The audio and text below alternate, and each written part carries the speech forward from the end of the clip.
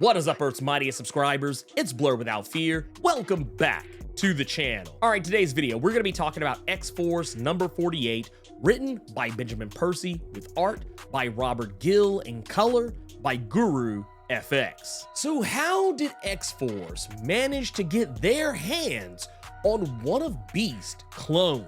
Well, the truth is, Sage had discovered it during Wolverine number 35. This was the issue that was the end of the Weapons of X story arc, where Beast waged his campaign to clone himself as many times as he wanted to, and also clone Wolverines as many as he desired in an effort to protect Krakoa from itself by any means necessary. I did a whole series about it. If you want to go check it out, I got the playlist up here for you. But Sage discovered this body, and while the base that this clone was found in was destroyed, as well as all of Beast's clones along with him, there was still the one left, and it was never taken by Beast. Sage recovered it and kept it a secret from the rest of the team, something Wolverine is not incredibly happy with, considering the fact that he literally just returned to X-Force after walking away from the team because of the secrets and chicanery that Beast was perpetrating. But now that Beast is back and stolen a Krakoan war suit, as well as the means to make a new Krakoan base as he had prior to his destruction in Wolverine number 35, X-Force needs a Beast to catch one. Now, while this video is about Beast, this video is also sponsored by one as well, and that is Into the AM. Into the AM has tons of amazing apparel. Personally, I really love their shirts because they are so comfortable. As some of you have probably noticed, I'm not a little guy, so t-shirts often have this really weird fit on me as I've gotten older and, well, rounder. So I really appreciate how comfortable these shirts are. They also have amazing variety in t-shirts. And that's a good point. Also, who are you? Blur Without Fear from Earth 199999. I'm in the MCU? You're totally in the MCU. Well, since you're here, why don't you tell us why you like Into the AM? They have so many different awesome designs that are ambient and just look stylish. Wow, that's actually as glowing an endorsement as any. Oh, that out of the way, we can get back to the... Oh, I'm not just gonna let you just tell these good people about this website, but not tell them about the deal. Whoa, Ultimate Universe Blurred? Thanks for reminding me I have no home. My bad, man. What did I forget? You know, the link in the description and in the pinned comment below. Oh, thanks for the assist, Ultimate Blurred. Jeez, I'm going back to Earth 1610. Oh, wait, I can't. Anyway, don't just walk, run to intotheam.com. If you click the link in the description below or in the pinned comment below, you'll get 10% off your order. Make sure you take advantage of it because Into the AM is running a 3 graphic tee bundle for $60. So not only are you getting a deal on 3 premium graphic t-shirts, but you're also gonna get an additional 10% off using that link below. So make sure you do it. But anyway, let's get back to the video.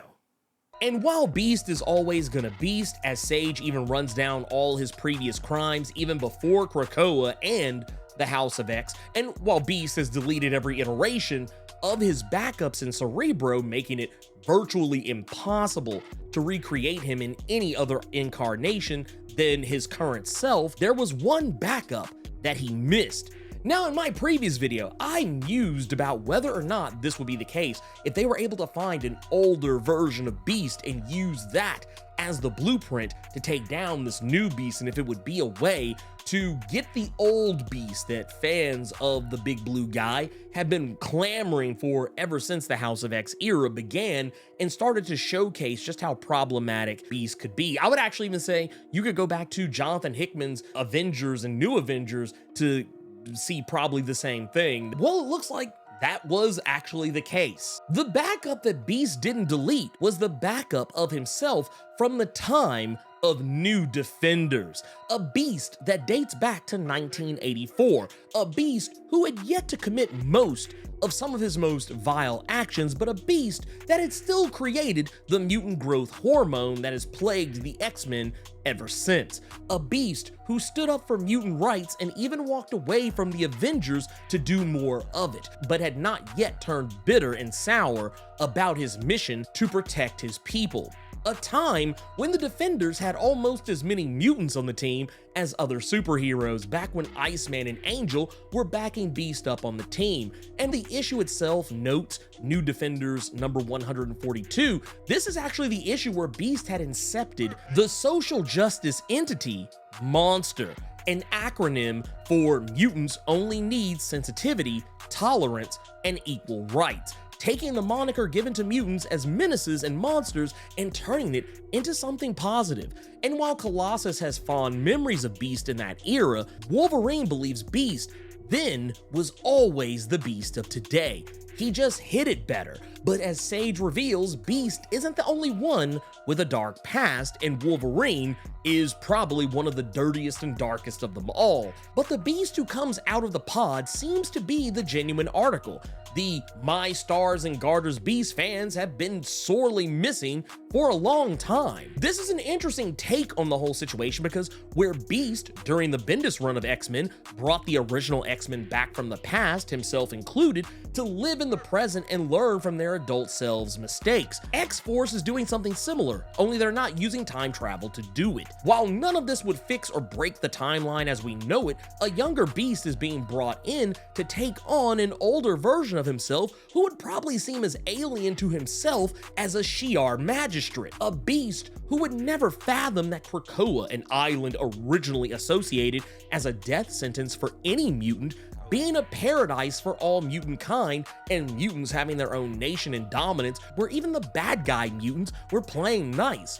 The one thing X-Force didn't take into consideration is that while they hold Beast prisoner in a Krakoan cell until they can decide whether or not they trust him, Beast is smart. He's literally one of the smartest people on Earth, even back then. Of course, he quickly discovers, despite being the old model, he can interact with Krakoan technology despite not really knowing how to do so. And when he breaks out of his cell and digs into the Krakoan files about himself, learning everything that Beast has been up to, going all the way back to the beginning and even beyond, probably even going to shortly after Beast's time with the Defenders, he learns about the Legacy virus, he learns about Threnody, he learns about how Hank McCoy had sided with the Inhumans, he learns about the Krakoan Death Star that Beast had built and was using to torture and experiment on humans, mutants, aliens, and pretty much anyone else he could get his hands on, and how he pretty much destabilized and destroyed an entire nation, and that nation being Terra Verde, using their telephoron technology. He goes through all of Beast's greatest, or in this case,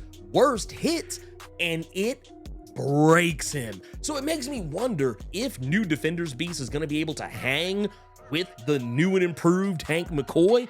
But I get the suspicion that this version of Beast is going to be kind of like a situation where you encounter a person who, when they get angry, they cry, but those are usually, in my estimation, some of the most dangerous people. I feel like Beast, while he's angry, he's broken, he's heartbroken at the person he knows he's going to become, a person who at this particular point in Beast's life, he would be completely against. I get the impression that we're going to see an angry, crying Beast throw hands with X-Force's Hank McCoy. You guessed it, obligatory channel outro time. If you're not subscribed to the channel, consider doing so. Clicking that subscribe button and tapping that notification bell ensures that you get more videos just like this one, and you don't miss any of my other content that I drop throughout the week, plus my live streams every Thursday and Saturday. And if you enjoyed the video, make sure you click that like button, keep it plus ultra, and sound off in the comments.